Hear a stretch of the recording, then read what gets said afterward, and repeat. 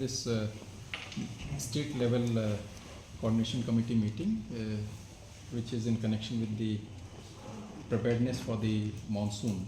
As all of us are aware, the normal date for setting up the monsoon in the state is the first week of June, and in today's meeting we had the state level departments, important departments being medical, roads, PHE, our SDRF, our civil defense, IMD, and education. And we were connected with all the deputy commissioners who are also in charge of the relief operations in the districts. So main point of discussions and the directions were like how well we are prepared in terms of the emergency response activities. All the deputy commissioners are holding the district level coordination committee meetings, wherein they will again set up the coordination workflow for any kind of eventuality or disaster. They have been directed to do the vulnerability assessment, which anyways they are doing it. We have just emphasized upon it so that we go by the experience of the past and take appropriate action. The district level disaster management plans have been updated by the deputy commissioners. The resource mapping, what kind of resources are available in terms of equipment, in terms of machineries at various locations, and whether we are updated on that or not. The list of nodal officers, as we are aware that due to elections certain changes have happened at various levels in terms of transfers of the officers.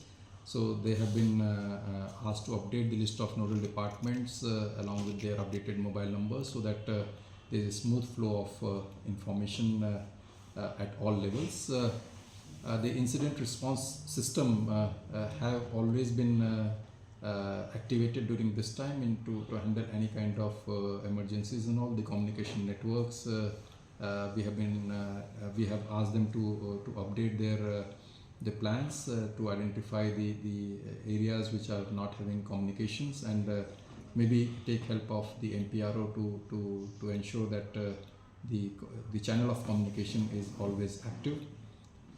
Control rooms, the deputy commissioners have set apart from the control room, the state level control room we have, and they have been directed to activate it 24/7 at least till the time the monsoons are there, maybe till the month of September and October.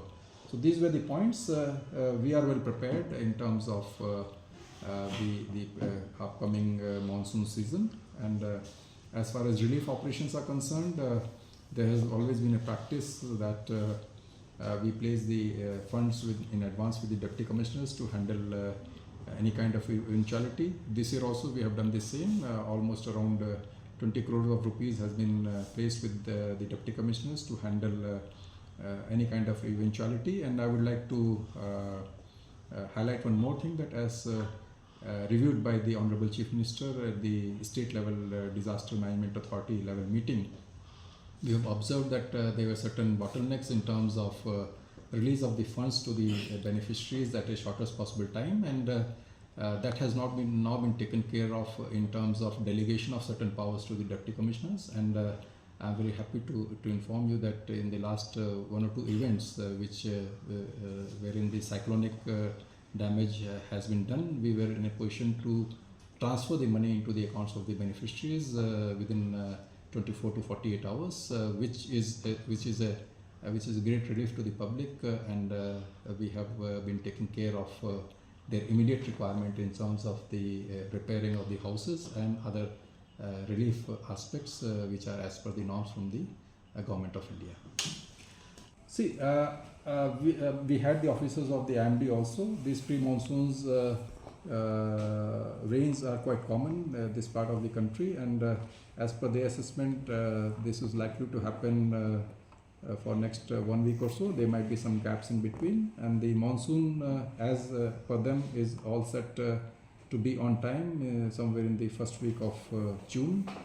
As per the current assessment, the monsoon is expected to be normal and above normal, so we can expect sufficient rainfall this rainy season.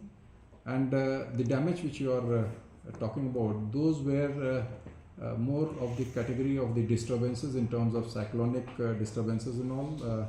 If you talk about this year, I have some rough figures. We have roughly around 2,800 households which have got impacted in terms of either partially damaged to their houses or fully damaged, and this is what I was mentioning about, that we are trying to release this immediate relief within 48 hours to the beneficiaries, and most of the deputy commissioners have given us the information that the relief have been given through the DBT note into their account, apart from immediate requirements of distribution of the CGI sheets to them. During the meeting, what are the challenges that you have highlighted or detected, and the measures to be taken?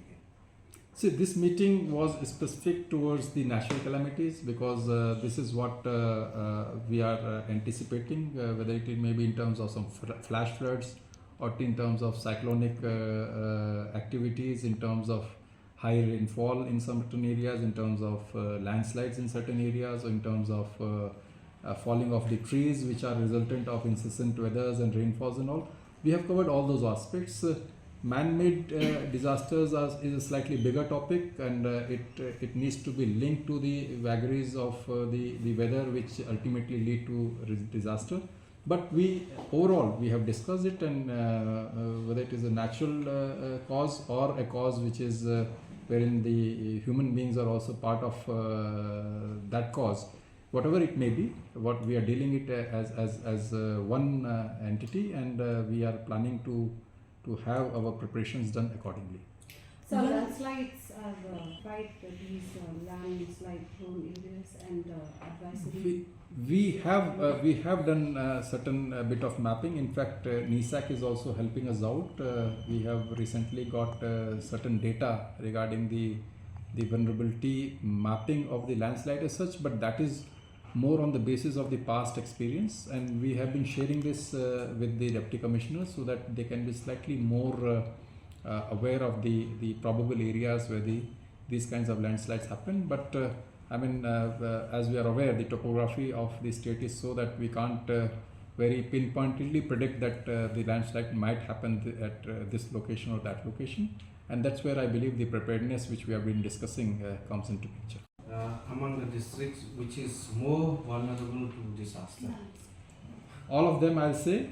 We are slightly doing more detailed analysis of the more urbanized or populated area like Shillong. So the hazard mapping or the risk mapping of the Shillong, we are doing it slightly more in a detailed manner, only because of the reason that we have high density of population, and if any such eventuality happen, the population affected is big in number as compared to the other places which are sparsely populated.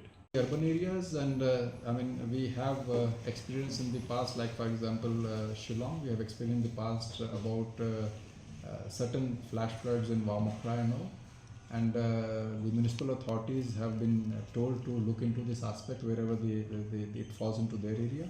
In other areas, I believe the concerned local authorities are taking, we have requested through the deputy commissioners also and otherwise also to take care of the clogging of the drainages so that they are cleaned in time and they don't eventually lead to flooding of certain areas. Depending on the requirement and the size of the district. And it's part with state government, under which person or straight with the deputy commissioners? It is straight with the deputy commissioners, and they can draw this money for handling any kind of eventuality. No, since 20 crore is for all districts, so we have to know like each district how much. Oh, that figures I have to give it to you then. After this meeting I'll give it to you, don't worry.